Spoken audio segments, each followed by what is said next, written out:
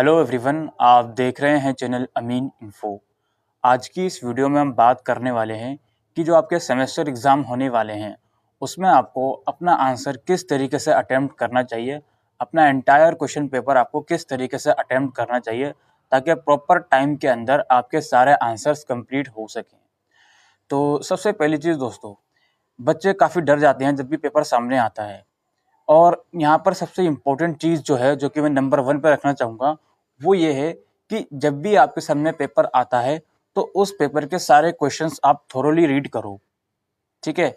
Normally exam centre पे जब exam होते हैं, तो आपको एग्ज़ाम से 15 मिनट पहले या 10 मिनट पहले क्वेश्चन पेपर दे दिया जाता है। तो उन 10 मिनट में आपको 2 इम्पोर्टेंट काम करने होते हैं। एक तो काम ये करना होता है कि जितने भी क्वेश्चन पेपर में लिखे हुए हैं, वो सब पढ़ लीजिए और जो इम्पोर्टेंट इंस्ट्रक्शन है वो भी पढ़ लीजिए। अब देखिए, जो मार्च में सेमेस्टर एग्ज़ाम होने वाले हैं, मैं जानता हूँ उसमें आपका जो मोड है वो मोस्ट प्रोबेबली ऑनलाइन रहने वाला है, लेकिन इसमें भी ये ट्रिक आप फॉलो करोगे क्योंकि 4 घंटे आपको मिलेंगे, तो भाई 4 घंटे में से आप 10 मिनट तो शुरू के निकाल सकते हो सिर्फ क्वेश्चन पेपर को रीड करने के लिए। तो पहला जो हमारा पॉइंट है वो ये है कि आपको क्वेश्चन पेपर को थॉरोली रीड करना है। उसमें देख रहे हैं कि कौन-कौन से क्वेश्चन आ रहे हैं। अब बहुत से बच्चे क्या करते हैं कि उनको अपने ऊपर इतना अपने ऊपर इतना कॉन्फिडेंस नहीं होता, उनको डर लगता है कि यार सारे क्वेश्चन मैं नहीं पढ़ूँगा। अगर एग्ज़ाम के अंदर सारे क्वेश्चन ऐसे हों जो मुझे नहीं आते हों, तो मेरा मोटिवेशन लेवल गिर जाएगा, तो जो क्वेश्चन मुझे आता भी होगा, वो भी मैं नहीं कर पाऊँगा। एक ये माइंडसेट बच्चों का बना हुआ है। लेकिन दोस्तों, आपको एक और दूसरी चीज़ भी देखनी है कि सपोज़ करिए आपके क्वेश्चन पेपर में 8 क्वेश्चन हैं, जिसमें से आपको 5 अटेम्प्ट करने हैं, ठीक है? तो 5 क्वेश्चन अगर आपको अटेम्प्ट करने हैं, तो आपको पहले ये सोचना पड़ेगा कि भाई इन 8 में से कौन से ऐसे क्वेश्चन हैं, कौन से ऐसे बेस्ट 5 क्वेश्चन हैं जो मैं अटेम्प्ट कर सकता हूँ। अगर आपने बिना सारे क्वेश्चन रीड करे, जैसे ही क्वेश्चन पेपर आपके सामने आया और एग्ज़ाम स्टार्ट हुआ पेपर का, आपने क्वेश्चन नंबर 1 लिखकर उसको अटेम्प्ट करना शुरू कर दिया और आपने ये पढ़ा भी नहीं कि यार क्वेश्चन नंबर 6 या 2 या 3 क्या पूछ रहा है, तो इस चीज़ में आपका नुकसान हो सकता है। वो ऐसे हो सकता है, सपोज़ करिए आपने क्वेश्चन नंबर 1 कर लिया, आपको आता हो या नहीं भी आता हो, लेकिन आपने क्वेश्चन नंबर 1 कर दिया पूरा, फिर आपने सेकंड भी कर दिया, थर्ड भी कर दिया, फोर्थ भी कर दिया।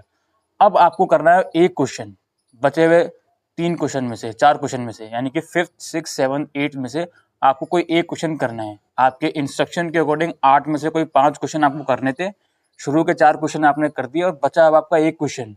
तो अब आप ये सोचोगे कि यार मेरे को 5th क्वेश्चन नहीं आता, लेकिन मैं 6th और 7th कर सकता हूँ, दोनों मेरे को काफ़ी अच्छे से आते हैं। और ये 6th और 7th क्वेश्चन मेरे को क्वेश्चन नंबर 1 से भी ज़्यादा अच्छे से आते हैं, यानी कि जितना अच्छा मैं क्वेश्चन नंबर 1 का आंसर लिख सकता था, उससे कई गुना ज़्यादा अच्छा मैं 6th का आंसर लिख सकता हूँ और 7th का आंसर लिख सकता हूँ। तो ये एक नुकसान होता है अगर आप शुरू में ही सारे क्वेश्चन नहीं रीड करते, है ना? तो सारे क्वेश्चन आप शुरू में ही रीड कर लीजिए ताकि एक आइडिया हो जाए कि हाँ, मुझे ये क्वेश्चन अटेम्प्ट करने हैं इन 8 में से। क्योंकि ऑब्वियस सी बात है कि एग्ज़ाम के अंदर सारे क्वेश्चन नहीं अटेम्प्ट करने होते हैं, या तो आपको 6 में से 4 करने होंगे या फिर 8 में से 5 करने होंगे। ऑब्वियसली आपको चॉइस हमेशा दी जाती है। हो सकता है इंटरनल चॉइस भी हो सकता है ओवरऑल चॉइस भी हो। तो पहला पॉइंट जो आपको दिमाग में रखना है, वो ये रखना है कि सारे क्वेश्चन पेपर थोरोली रीड कर लिए। दूसरी चीज़ आपको ये रखनी है कि भाई अपनी प्रायोरिटी सेट करो क्वेश्चंस अटेम्प्ट करने की, कि भाई पहले आपको कौन सा क्वेश्चन अटेम्प्ट करना है। सपोज करिए आपको 8 में से 5 क्वेश्चन अटेम्प्ट करने हैं। आपने क्वेश्चन पेपर रीड कर लिया सारे 8 क्वेश्चन और आपने ये भी डिसाइड कर लिया कि हाँ जी, ये 3 क्वेश्चन मैं नहीं करूँगा, बाकी के 5 कर लूँगा। अब आपको सेकंड चीज़ क्या करनी है, आपको ये भी डिसाइड करना है कि यार सबसे पहले कौन से क्वेश्चन करूँ। ऑब्वियस सी बात है दोस्तों, सबसे पहले आप वो क्वेश्चन करोगे जिसमें आप सबसे अच्छा आंसर लिख सकते हो। जिस क्वेश्चन को आप सबसे अच्छे तरीके से अटेम्प्ट कर सकते हो, पहले उसी क्वेश्चन को टच करिए, पहले उसी क्वेश्चन को अटेम्प्ट करिए। नंबर 3 हमारा ये है कि जो भी क्वेश्चन आप कर रहे हो, जितने भी क्वेश्चंस हैं, सबको एक टाइम फ्रेम में डिवाइड करिए। सपोज करिए आपका 3 घंटे का पेपर है, आपको 5 क्वेश्चन कर रहे हैं, तो 3 घंटे में कितने मिनट होगा? 180 मिनट, है ना? तो 180 मिनट को 5 से डिवाइड करके ये डिसाइड करिए कि मेरे को एक क्वेश्चन कितने मिनट में करना है, ठीक है? तो उतने मिनट में ही आपको एक क्वेश्चन करना है, उससे ज़्यादा आपको उस क्वेश्चन को टाइम नहीं देना है। क्योंकि दोस्तों, हर क्वेश्चन ऐसा नहीं होता एग्ज़ाम में जिसको आप बिना सोचे समझे लिख सको। कुछ क्वेश्चन ऐसे भी आपके सामने आ जाएंगे जिसको लिखने से पहले आपको थोड़ा सोचना पड़ेगा, थोड़ा उसमें दिमाग लगाना पड़ेगा। तो कोशिश ये करो कि अगर जो क्वेश्चन आपको आता है अच्छे से, जिसमें कोई आपको शक ही नहीं है कि आप उसको बिल्कुल ईज़िली लिख सकते हो, तो उस क्वेश्चन में कोशिश ये करो कि जितना टाइम उसका बन रहा है, उससे 5 मिनट या 6 मिनट कम टाइम में उसको कंप्लीट कर दो क्वेश्चन को। ठीक है? क्वेश्चन आता है आपको, इस चीज़ में भावुक होकर उसको पूरा लिखते रहना, वो मत करना। दूसरी चीज़ ये है कि भाई एक क्वेश्चन कितने मार्क्स का है वो भी आपको चेक करना पड़ेगा। हो सकता है एक क्वेश्चन होगा 15 मार्क्स का, आप उसमें 5-6 पेजेस लिखने के बाद भी उसको लिखे चले जा रहे हो, ताकि आपको वो क्वेश्चन आता है तो आप उसको लिखे चले जा रहे हो। तो उस चीज़ में टाइम वेस्ट नहीं करना है। क्वेश्चन 15 मार्क्स का है तो 15 मार्क्स के अकॉर्डिंग ही उसमें 5-6 पेजेस, जितने भी पेजेस वैलिड होते हैं वो लिखिए। एक्स्ट्रा अपने तरफ से कुछ मत लिखिए। तीसरी चीज़, यानी कि तीसरी नहीं, चौथी पांचवी चीज़ पर हम आ गए हैं, वो ये है कि आप ये देखिए कि क्वेश्चन कितने मार्क्स का है और साथ साथ क्वेश्चन के कितने पार्ट्स हैं। नॉर्मली क्या होता है, क्वेश्चन 2 पार्ट्स में डिवाइड होता है। ठीक है? सपोज करिए एक्सप्लेन द एनवायरमेंटल साइंसेज और इसके कुछ कॉजेज ऑफ एयर पोल्यूशन बताइए, या explain the air pollution and define the causes of air pollution. तो ये 2 पार्ट में क्वेश्चन हो गया। तो इसी तरीके से आपको ये समझना पड़ेगा कि भाई क्वेश्चन के कितने पार्ट्स हैं और मेरे को एक पार्ट के कितने मार्क्स में लिखना है और दूसरा पार्ट कितने मार्क्स में लिखना है। ठीक है? अब ऐसा ज़रूरी नहीं है कि सपोज करिए क्वेश्चन 15 मार्क्स का है और क्वेश्चन के 2 पार्ट हैं। ऐसा बिल्कुल भी नहीं है कि एक पार्ट 7.5 मार्क्स का हो सकता है। अब सपोज करिए define air pollution and explain the various causes of air pollution. तो इसका ये मतलब बिल्कुल भी नहीं है कि आप एयर पोल्यूशन को 7.5 मार्क्स के अकॉर्डिंग डिफाइन करोगे। ठीक है? थोड़ा माइंड का भी यहाँ पे यूज़ करा जाता है कि भाई हमें कॉजेज लिखने हैं एयर पोल्यूशन के, तो उसमें थोड़ा ज़्यादा मार्क्स हम देंगे और एयर पोल्यूशन को डिफाइन करने में हम कम मार्क्स के अकॉर्डिंग उसको डिफाइन करेंगे। लाइक 5 मार्क्स के अकॉर्डिंग एयर पोल्यूशन को हमने डिफाइन कर दिया और रेस्ट ऑफ 10 मार्क्स हमने उसके कॉजेज डिफाइन कर दिए। तो क्वेश्चन पेपर जो है वो कितने, मतलब एक क्वेश्चन कितने मार्क्स का है, उस चीज़ को ज़रूर से समझना है। ठीक है? और मैंने आपको क्या बताया, प्रायोरिटीज़ रखनी है कि पहले कौन सा क्वेश्चन करना है, उसके बाद कौन सा अटेम्प्ट करना है। ठीक है? अब इसके अलावा हम जो बात कर रहे थे वो ये है, सारे क्वेश्चन पेपर के, मतलब जो भी क्वेश्चन आप उठाओगे उसके जितने भी पार्ट्स होंगे वो एक ही बार में अटेम्प्ट करोगे। ऐसा नहीं है, सपोज करिए आपने पहले क्वेश्चन नंबर 3 करना स्टार्ट करा, क्वेश्चन नंबर 3 के 3 पार्ट्स हैं तो तीनों पार्ट्स आप एक साथ अटेम्प्ट करोगे। ऐसा नहीं कि पहले क्वेश्चन नंबर 3 का ए पार्ट कर दिया फिर आप क्वेश्चन नंबर 5 पर पहुंच गए। तो जो भी क्वेश्चन आप उठा रहे हो उसके जितने भी पार्ट्स हैं उसको एक ही जगह आप अटेम्प्ट करोगे, अलग अलग जगह नहीं करोगे अटेम्प्ट। ठीक है? तो ये भी एक बहुत ही इंपॉर्टेंट चीज़ है। और देखो दोस्तों, कई बार बच्चे क्या करते हैं कि सपोज करिए 8 में से 5 क्वेश्चन उनको करने हैं, तो बच्चे क्या करते हैं 6 क्वेश्चन करके आ जाते हैं। वो सोचते हैं कि यार 6 क्वेश्चन करता हूँ, हो सकता है टीचर मार्क्स देते मेरे को। तो यार वैसा नहीं होता है, ये करके आप अपना ही टाइम वेस्ट करोगे। ठीक है? और कुछ नहीं है, आपको मार्क्स कटेंगे तो नहीं आपके मार्क्स, लेकिन आपको मार्क्स उसके मिलेंगे भी नहीं।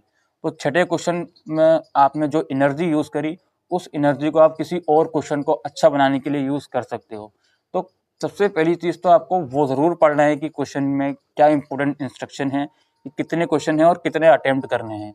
और सारे क्वेश्चन आपको अपने पेपर स्टार्ट करने से पहले पढ़ लेने हैं, ताकि लास्ट में ये ना हो कि यार मैंने क्वेश्चन नंबर 1 खामा-खाए कर दिया, मुझे तो क्वेश्चन नंबर 6 करना था, मैंने अब 1 कर दिया तो अब मैं 6 कर नहीं सकता बिकॉज़ मैंने 5 क्वेश्चन अटेम्प्ट कर दिए हैं। अब 6 करने बैठूँगा तो कुछ भरोसा नहीं है कि टीचर कौन-सा चेक करेगा, क्वेश्चन नंबर 1 चेक करेगा या 6 चेक करेगा। तो इस चीज़ का ज़रूर से ध्यान रखना कि भाई सारे क्वेश्चन एक साथ पढ़ लिया हमने, उसके बाद अपनी प्रायोरिटीज़ सेट कर दी कि पहले ये क्वेश्चन अटेम्प्ट करना है, फिर ये करना है। उसके बाद हमने ये देखा कि भाई ये क्वेश्चन मैं अटेम्प्ट कर रहा हूँ, इसको मुझे कितने टाइम में ख़त्म करना है। जो क्वेश्चन आपको बहुत ही अच्छे तरीके से आता है, कोशिश ये करिए कि उसको 5 मिनट पहले ख़त्म करिए। 5 मिनट पहले कैसे? सपोज़ करिए आपको 30 मिनट एवरेज मिल रहे हैं एक आंसर करने के लिए, तो जो क्वेश्चन आपको बहुत अच्छे से आता है उसको कोशिश करिए मैक्सिमम 25 मिनट्स का यूज़ करिए। ठीक है? क्योंकि दोस्तों जो क्वेश्चन आपको बहुत अच्छे से आता होगा ना, तो उसमें आपको सोचने की ज़रूरत नहीं पड़ेगी। उसको आप विदाउट स्टॉप, मतलब बिना रुके आप उसको लिख सकते हो। तो इसलिए उस क्वेश्चन में कम टाइम यूज़ करिए।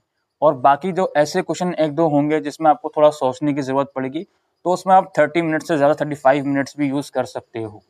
ठीक है? तो ये कुछ ट्रिक्स हैं। बाकी इसके अलावा जो मैंने आपको बताया कि भाई क्वेश्चन कितने मार्क्स का ये ज़रूर से चेक कर लेना है, क्वेश्चन कितने पार्ट्स में डिवाइड होएगा ये ज़रूर से चेक कर लेना है, क्वेश्चन की लैंग्वेज क्या है, सबसे पहले आप क्वेश्चन को समझो, आप क्वेश्चन क्या कह रहा है, ठीक है। और जो भी क्वेश्चन सपोज करो क्रिटिकली एनालाइज करना है आपको किसी टॉपिक को, तो उस टॉपिक को एनालाइज करने के लिए आपको दो पॉइंट ऑफ व्यू रखने पड़ेंगे, ठीक है। सिर्फ अपने पॉइंट ऑफ व्यू से आंसर मत देना, दोनों, ठीक है, पॉजिटिव इम्पैक्ट या नेगेटिव इम्पैक्ट दोनों पॉइंट ऑफ व्यू से आंसर लिखकर आना आपको, तभी वो बेस्ट पॉसिबल आंसर बन सकता है। एक और पॉइंट ये भी है कि क्या हम आंसर को पैराग्राफ में करके लिखें या फिर पॉइंट्स में करके लिखें। देखो ये कुछ हद तक क्वेश्चन पर भी डिपेंड रखता है। अगर क्वेश्चन में किसी चीज़ से कॉजेस पूछे जा रहे हैं, किसी चीज़ के रीज़न पूछे जा रहे हैं, किसी चीज़ का सॉल्यूशन पूछा जा रहा है, तो इसको आप पॉइंट्स में लिख सकते हो। अगर किसी चीज़ को डिफाइन करने के लिए पूछा जा रहा है तो इसको आप 2-3 पैराग्राफ में बनाकर लिख सकते हो।